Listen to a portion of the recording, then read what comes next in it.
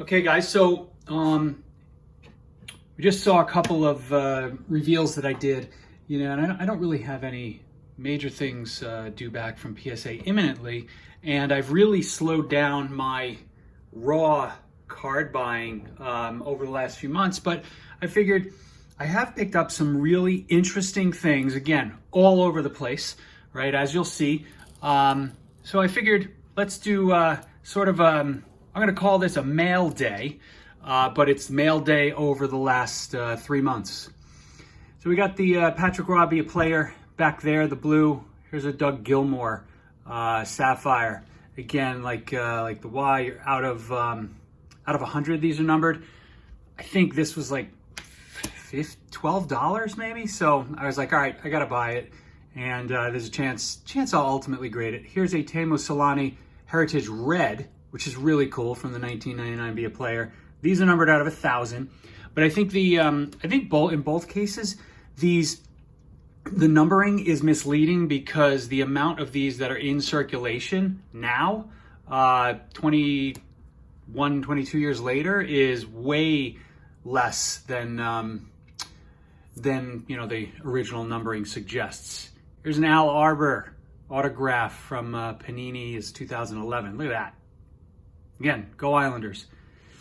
Cool. The next few are all the same type of card with a few different players. So these are from the 2011 Upper Deck Black Diamond Stanley Cup Championship rings. And again, I'll put the pack odds because these were inserts, very rare to get. So we got Jean Beliveau, as you can see there. Not numbered, but really limited.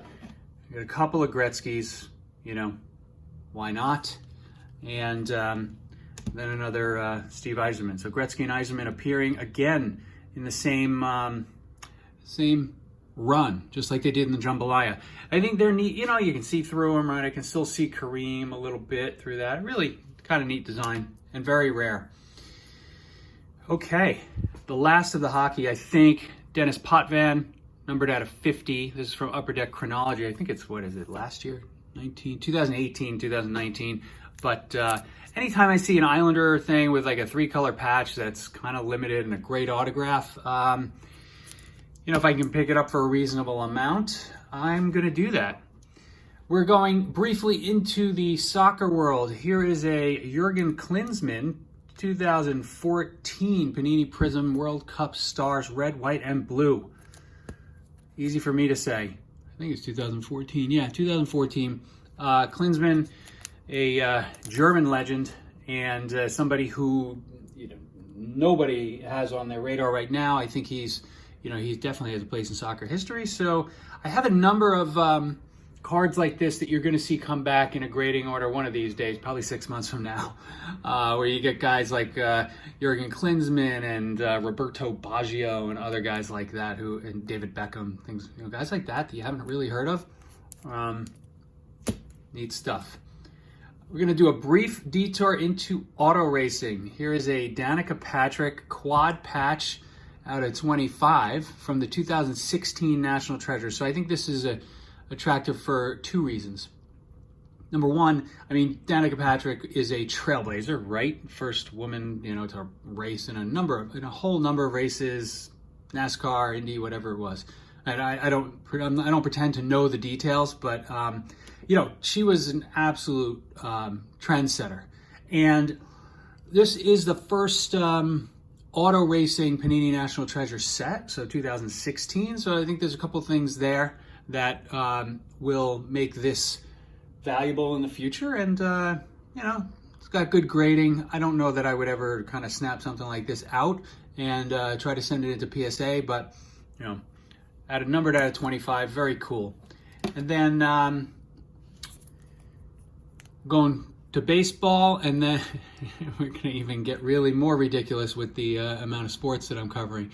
So here's a 2018 Topps Rafael Devers.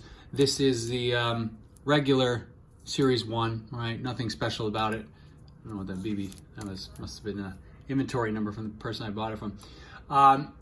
I think I might ask the hater what he thinks about Rafael Devers, because Rafael Devers is literally the only guy that I have any interest in buying from a post 2017 card perspective.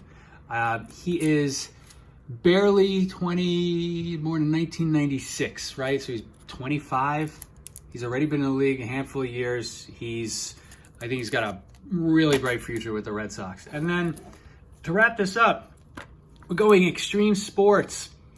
Tony Hawk and Matt Hoffman. So both kind of, I would say, almost changed the game in both of their sports, right? Whether it was skateboarding over here or BMX bike riding over here. Granted, I can get 10 of the Matt Hoffman for one Tony Hawk, but I picked them up from the same seller at the same time because I figured it was an interesting play, and I'm taking a harder look at the SGC 9.5s and SGC 10s, as you can kind of see here, because I think, when you look at what it costs to buy a PSA 10 versus an SGC 10, I think the gap's too big. So the question is, does that gap? I think that gap closes a bit, and over the longer term. So these are not short-term things. I think that gap closes a bit, and we see SGC gaining some value, or maybe we just see PSA lose value and SGC stays where it is. Who knows? Thanks for joining. I'll see you again next time, guys.